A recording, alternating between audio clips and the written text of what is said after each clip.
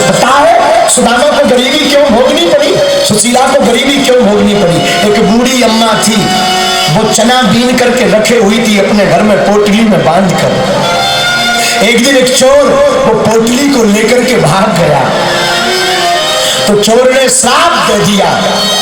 चोर पोटली लेकर के भागा तो जो बूढ़ी माँ के चने गए थे उस बूढ़ी माँ ने श्राप दे दिया कि जो भी हमारे चने को खाएगा वो जीवन भर भूखा रहेगा, जीवन भर उसे दरिद्रपन भोगना पड़ेगा।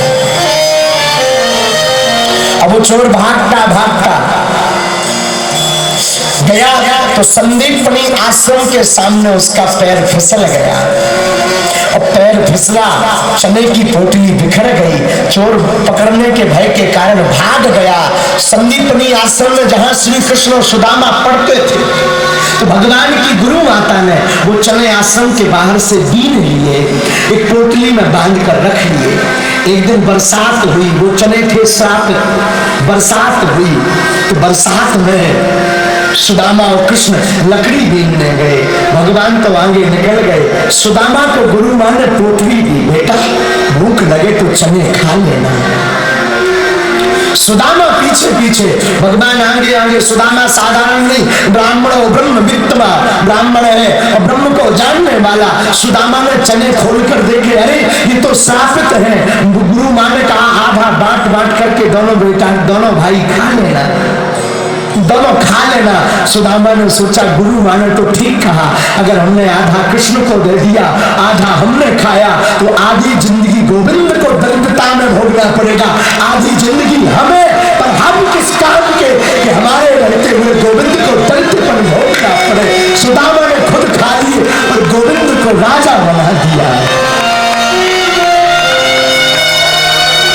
गोविंद को राजा बना दिया। भैया सुदामा ने 40 दाने खाए चने के, 40 वर्ष तक सुदामा जी अभाव में जिए, अभाव में जिए भैया। लेकिन सुदामा जैसा न मित्र हुआ ना होगा जो अपने मित्र के लिए पूरा जीवन दरिद्रपन में गुजार दे, ऐसा सिर्फ सुदामा हो सकता है, सिर्फ सुदामा हो सकता, सिर्फ सुदामा हो सकता, सिर्फ सुदामा हो सकता भैया।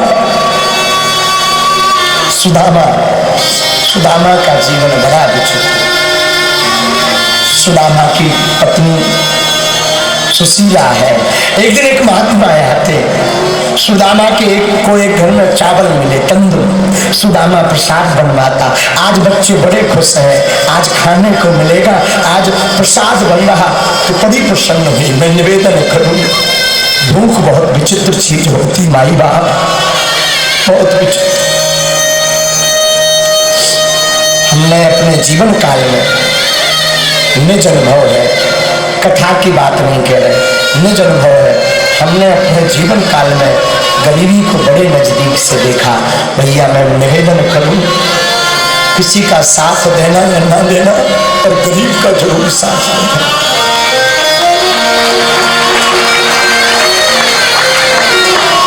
महाराज हम अपनी वार्ता बता रहे, हमने अपने जीवन काल में 5-5 दिन तक भोजन नहीं किया।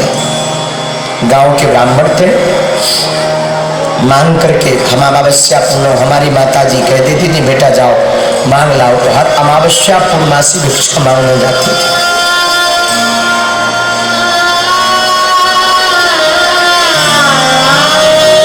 और मांगने में चावल कभी मिल गए, कभी खिचड़ी मिल गई, परंतु धन्य है हमारी माँ, हमारी माता ने हमें एक चीज सिखाई, धीरज। जीवन में भले भूखे रहने,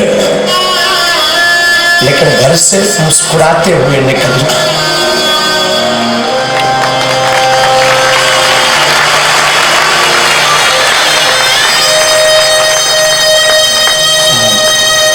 क्या कहें, वो अंधेरी रातें, बरसात आती थी तो आफत आती थी,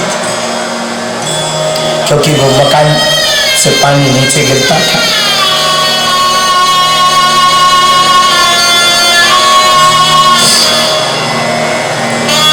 परंतु कोई नहीं होता भैया, इस जमाने में कोई नहीं होता, कोई किसी का नहीं होता इस जमाने में।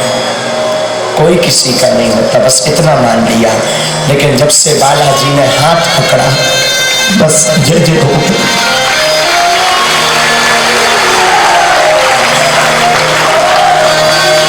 इसीलिए फिर हमने 2 साल पहले बागेश्वर धाम पर अन्नपूर्णा खोली है, क्योंकि हमने भूख देखी है, भूख क्या होती। 3 के हम भैया एक पजामा 1.5 महीने पहने रहते थे, दूसरा होता ही नहीं था। पढ़ाई करने जाते थे तो वही पजामा रात्रि में सूखने के लिए डाल देते थे, सुबह से वही पहन करके जाते थे। हमारे छोटे छोटे जो सहपाठी थे वो हंसा करते थे, फटो पजामा पहने, फटो पजामा पहने, फटो पजामा पहने।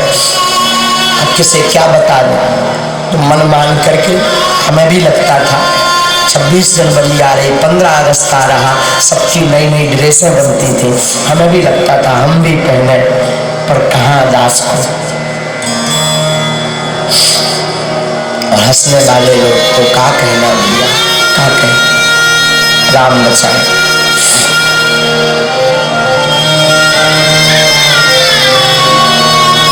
राम बचाए। इसलिए फिर धाम पर हमने अन्नपूर्णा खोली। जिस प्रकार हमने भूख सही, अब किसी को ना सहना पड़े, कोई किसी का नहीं है। लेकिन तुम बागेश्वर धाम आ जाओ, बालाजी तुम्हारे हैं।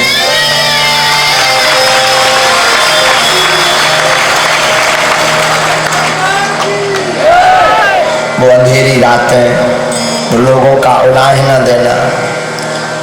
पहले के जमाने में 1.5 रुपए का पार्ले जी चलता था, तो हमने कभी अगर हमें कहीं सत्यनारायण की कथा मिल गई, किसी ने सत्यनारायण बांचने के लिए अगर हमें निमंत्रण दे दिया, भैया हमारे घर पर दीपावली मनाई जाती थी। दीपावली 5 रुपया मिलते थे, 1-1.5 रुपए का पार्ले जी ले लेते थे, 2 रुपए की शक्कर, 1 रुपए की चाय पत्ती, 1 रुपए से माचिस आदि सामग्री ले लेते थे। और उसी पाले जी, छोटी बहन थी, छोटा भाई था, बस पा लेते थे, बड़े आनंद से रहते थे। कोई किसी का नहीं होता, कोई किसी का नहीं होता। लेकिन धन्य है बालाजी, हमारी माता जी बड़ी प्यारी। हमारी माता जी हमेशा एक बात बोलती थी, बेटा जगत में किसी से आशा मत रखना, भगवान पर आशा रखना, देखना एक दिन अपनी वो जरूर सुनेंगे।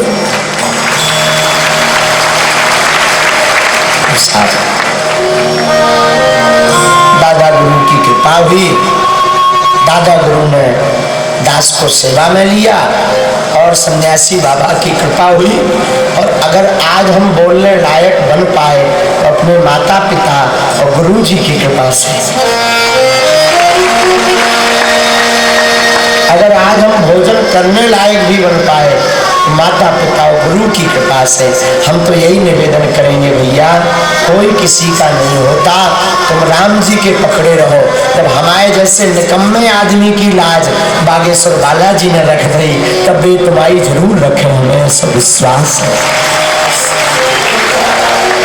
भगवान ने जब हमारे जैसे दीनहीन की लाज रख दी, दीनहीन को बोलने लायक बना दिया, दीनहीन को खाने लायक बना दिया। भैया हमने सपने में जो लाइट टेंट टीवी तो सपने में नहीं सोची थी, घरे मोबाइल में होतो ना था। दूसरे के मोबाइल हम देखो करे, अगर कोई 2 मिनट हम मोबाइल दे दे तो हमें बड़ी खुशी होती, वे धन्यवाद देते, धन्यवाद मोबाइल चलाती मैं बात कैसे हो। काका बताएं, सबको पता है, क्या बताएं सब, क्या बताएं। बस इतना कहेंगे, कोई अपना नहीं होता, लोग हंसने वाले होते हैं, हंसने वाले होते हैं, कोई अपना नहीं होता, कोई अपना नहीं होता। अपने तो सिर्फ राम है।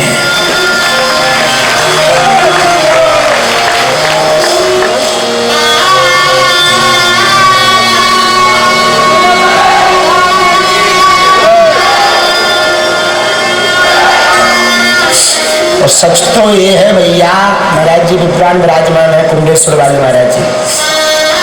महाराज जी हनुमान जी साक्षी है, भागवत भगवान साक्षी है। हमने खूब पढ़ने का विचार किया, परंतु ऐसी